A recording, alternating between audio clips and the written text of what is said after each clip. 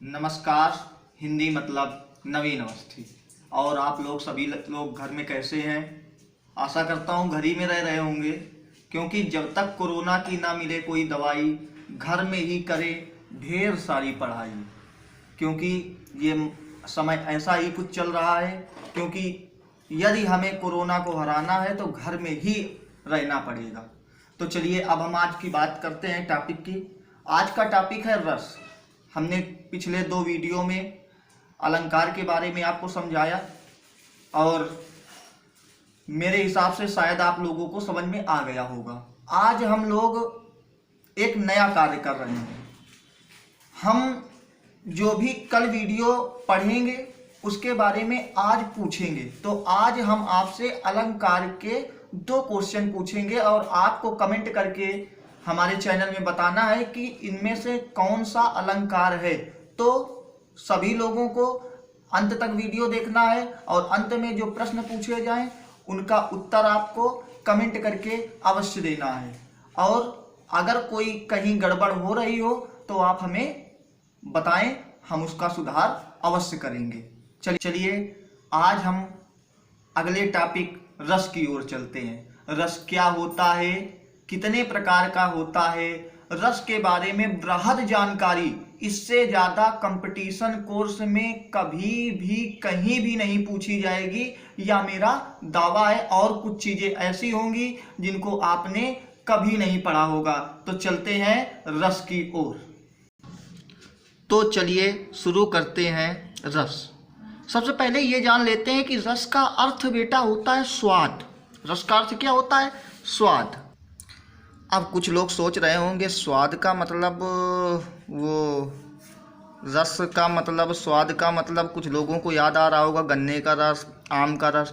अच्छा, हम भी जब छोटे थे पढ़ते थे तो हम भी बोल देते थे, जब अध्यापक पढ़ाता था चलो आज रस पढ़ाते हैं तो बोला करते थे रस क्या है, तो यही निकलता था मुंह से कि गन्ने का रस, आम का रस। तो अध्यापक लोग गुस्सा हो जाते थे, मारते थे। लेकिन वास्तविकता देखा जाए तो वास्तव रूप से रस वही होता है, क्योंकि जब गन्ने को रस निकाला जाएगा, आम का रस निकाला जाएगा तो उससे क्या निकलता है? मुख्य तत्व निकलता है, और जो बाकी का होता है वो कैसा हो जाता है? बेकार हो जाता है। ऐसे ही काव्य का मुख्य तत्व रस कहलाता है। ठीक है ना, समझ में आई आपको बात? अब चलिए परिभाषा की ओर चलते हैं। तो किसी काव्य को सुनने अथवा दृश्य को देखने, हमेशा देखिए काव्य हमेशा सुना जाता है और दृश्य हमेशा देखा जाता है। तो किसी काव्य को सुनने और दृश्य को देखने से हृदय में जो आनंद की प्राप्ति होती है उसे ही हम लोग क्या कहते हैं? रस कहते हैं। और विद्वानों ने बताया रस काव्य की आत्मा होती है। रस क्या होती है? काव्य की आत्मा होती है। अब देखिए साहित्य दर्पण काव्य के अनुसार आचार्य विश्वनाथ ने यहाँ तक लिख दिया कि वाक्यम रसात्मकम काव्यम, अर्थात रस से युक्त वाक्य ही काव्य कहलाता है। यदि वाक्य में रस नहीं है तो वो काव्य की श्रेणी में नहीं हो सकता है। नाट्यशास्त्र के अनुसार भरत मुनि रसों के प्रणेता है, अर्थात नाट्य शास्त्र में भरत मुनि ने रसों के बारे में बताया। और अब ध्यान दीजिएगा कि भरत मुनि के अनुसार रसों की संख्या 8 मानी गई है, क्योंकि इन्होंने शांत रस को रस नहीं माना है। अब देखिए रसों की संख्या 9 होती है और इनके स्थायी भाव भी 9 होते हैं। अब देखिए यहाँ पे आप लोग कंफ्यूज बिल्कुल मत होइएगा। अगर कोई आपसे पूछे रसों की संख्या कितनी होती है या रस कितने प्रकार के होते हैं, तो आपको बताना है रस 9 प्रकार के होते हैं। अगर कोई आपसे प्रश्न करे भरत मुनि के अनुसार रस कितने होते हैं, तो 8 होते हैं। अब देखते हैं कि आचार्य मम्मट और पंडित जगन्नाथ ने शांत रस को रस की श्रेणी में लाए थे। यानी आचार्य मम्मट और पंडित जगन्नाथ जो थे उन्होंने शांत रस को रस माना। इसके बाद में 10वां रस जो वात्सल्य रस होता है, इसको मान्यता आचार्य विश्वनाथ ने प्रदान की। अच्छा, सबसे ज़्यादा आचार्य विश्वनाथ ने ही रसों पर शोध किया है और रूप गोस्वामी ने मधुर नामक 11वें रस की स्थापना की, जिसे आज हम किस नाम से जानते हैं बेटा? भक्ति रस के नाम से जानते हैं। इसलिए देखिए टोटल रस कितने होते हैं? 11। परंतु याद रखिएगा कि प्रश्न के अनुसार ही हमको अपना आंसर करना है। अगर कोई पूछे हमसे भरत मुनि के अनुसार रसों की संख्या 8, रस कितने प्रकार के होते हैं 9, 10वां रस कौन सा होता है वात्सल्य रस, और 11वां रस कौन सा होता है भक्ति रस होता है।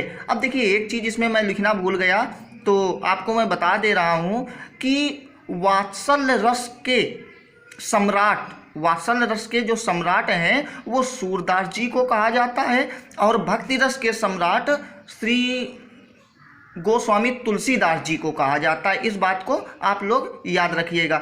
आचार्य भोजराज के अनुसार श्रृंगार रस को रसराज कहते हैं। रसों का राजा रसराज के नाम से किसको जाना जाता है श्रृंगार रस को जाना जाता है।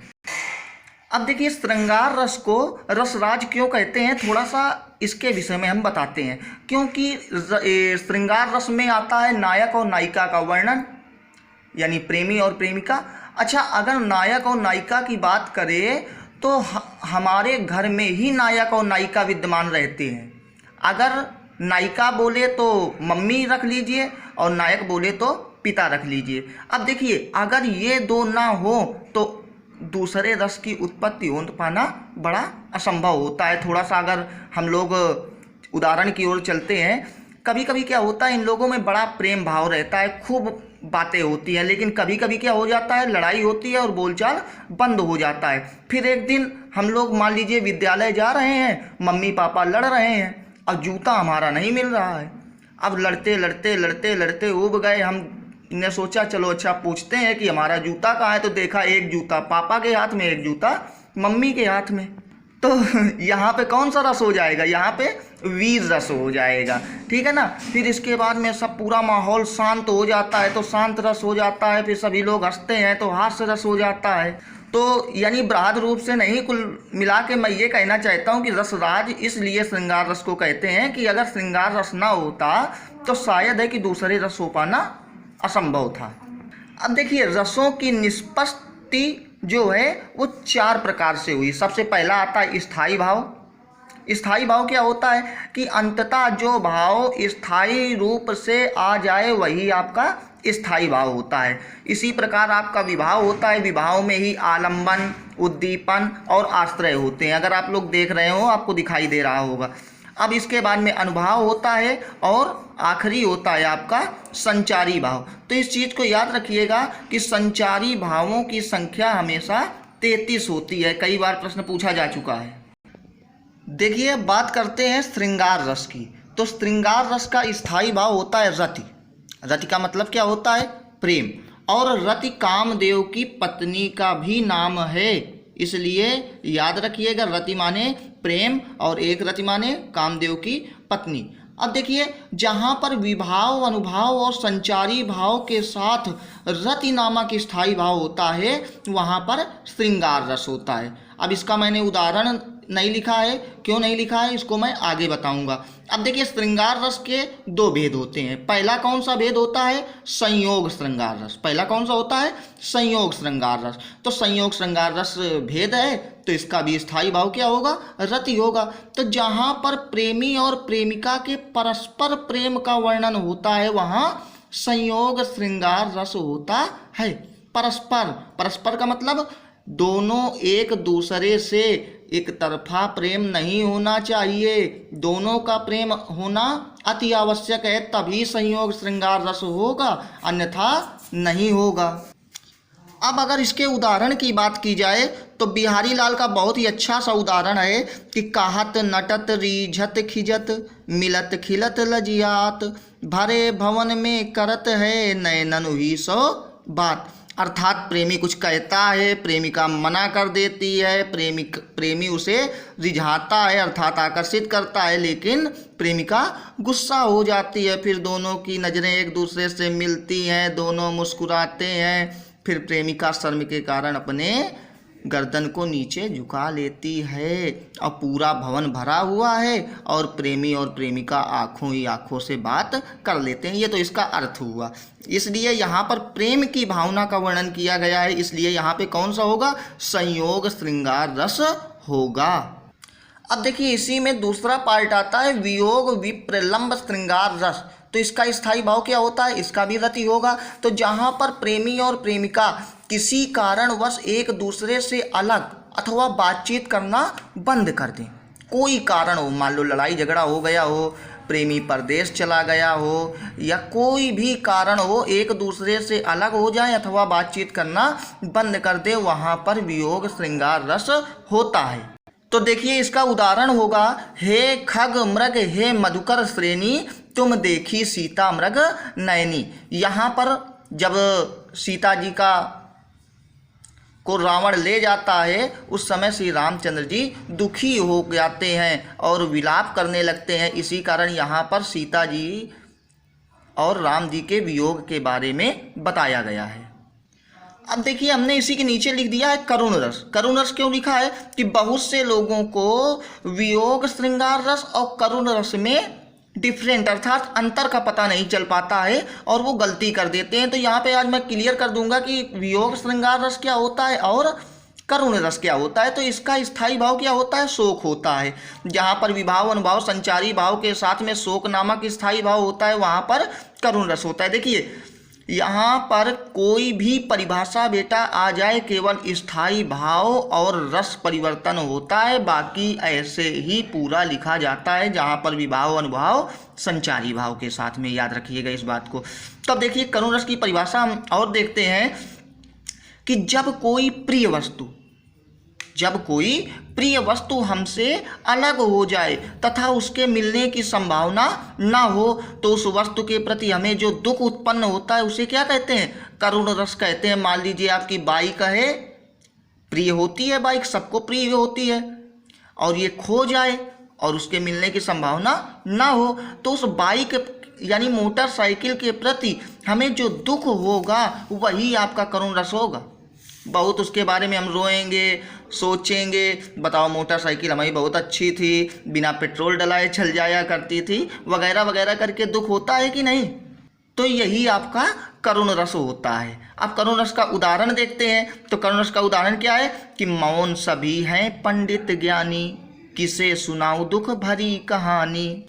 यहाँ का वर्णन कब का है, जब जनक जी ने आयोजन करवाया था स्वयंवर का और कोई धनुष नहीं तोड़ पाया था, तब जनक जी ने यह दुख व्यक्त किया था। इसके बाद में महादेवी वर्मा का भी है बहुत एक उदाहरण कि दुख ही जीवन की कथा रही, क्या कहूँ आज जो नहीं कही। बहुत सारे हैं। हाँ हंत मेरा प्राण प्यारा कहाँ है, शोक विकल सब रोवई रानी। आपको जो उदाहरण सही लगे वो आप तैयार कर लीजिए, कोई दिक्कत नहीं है। अब देखिए बात करते हैं वियोग श्रृंगार रस और करुण रस श्रृंगार रस में।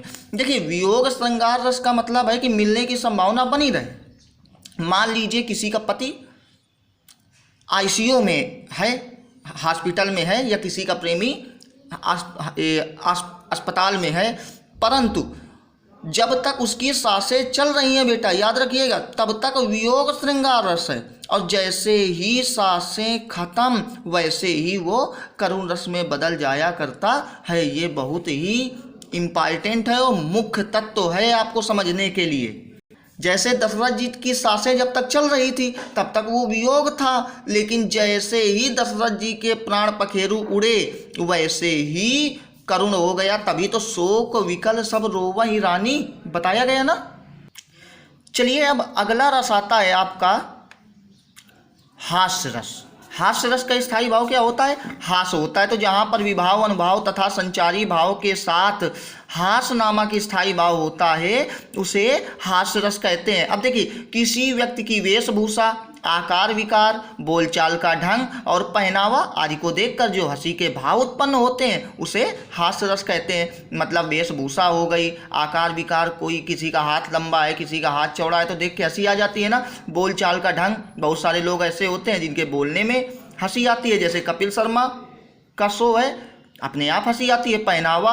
पहनावा भी अजीब होता है, जैसे पीके फिल्म में ऊपर तो भाई बढ़िया पहने था आमिर खान, लेकिन नीचे लड़कियों वाली ड्रेस, तो हंसी आई थी कि नहीं। तो यही होता है हास्य रस। अब देखिए उदाहरण क्या है, मूली में मोहन बसे, गाजर बसे गणेश, कृष्ण करेला में बसे रक्षा करे महेश। यहाँ पर देखिए भगवानों की उपस्थिति किस में दर्ज कर दी गई है, सब्जियों में दर्ज की गई है ना, इसलिए यहाँ पे हास्य रस है। और भी है, शीश पर गंगा हंसे, भुजनि भुजंगा हंसे, हास ही को दंगा भयो नंगा के विवाह में विंद के वासी उदासी, अजगर करे न चाकरी, पंछी करे न काम। कोई भी आप याद कर लीजिए, बहुत सारे उदाहरण हैं। माताएं पिताएं उदीर्ण बहनी के बहुत सारे उदाहरण हैं आपके, आप कोई भी तैयार कर सकते हैं। अब देखिए अगला आता है वीर रस। वीर रस क्या होता है? वीर रस का सबसे पहले बात तो स्थायी भाव की करें तो उत्साह होता है। तो जहाँ पर विभाव अनुभाव संचारी भाव के साथ में उत्साह नामक स्थायी भाव होता है तो वहाँ पर वीर रस होता है। अब देखिए युद्ध अथवा कठिन कार्य को करने में हृदय में जो जोश उत्पन्न हो जाता है अर्थात उत्साह उत्पन्न हो जाता है उसे ही क्या कहते हैं? वीर रस कहते हैं। उदाहरण जैसे मैं सत्य कहता हूँ सखे सुकुमार मत जानो मुझे, यमराज से भी युद्ध में प्रस्तुत सदा मानो मुझे। यहाँ पे अभिमन्यु ने वीरता का वर्णन किया है कि नहीं? और ये भी आपका वीर रस के में है, वीर तुम बढ़े चलो धीर तुम बढ़े चलो, सामने पहाड़ हो सिंह की दहाड़ हो। बहुत सारे ऐसे उदाहरण हैं। देखिए आपने वीर रस का खुद अनुभव कैसे करते हो जी? मान लीजिए कोई फिल्म आप देख रहे हो और हीरो विलेन को मार रहा है तो आपको एक अचानक सा उत्साह आ जाता है, रोमे खड़े हो जाते हैं, वीरता खुद मन में आ जाती है कि और मार। यही आपका वीर रस होता है। तो चलिए बस आज के लिए रस में इतना ही। अब हमने आपसे कहा था कि कल जो अलंकार हमने पढ़ाए थे उनके 2 क्वेश्चन हम आपको दे रहे हैं, आपको कमेंट करके बताना है कि निम्नलिखित में से कौन सा अलंकार है। तो पहला क्वेश्चन कुछ इस प्रकार से है। देखिए पहला क्वेश्चन आपका है, मुझे भी बुला लो जहां में जहां हो।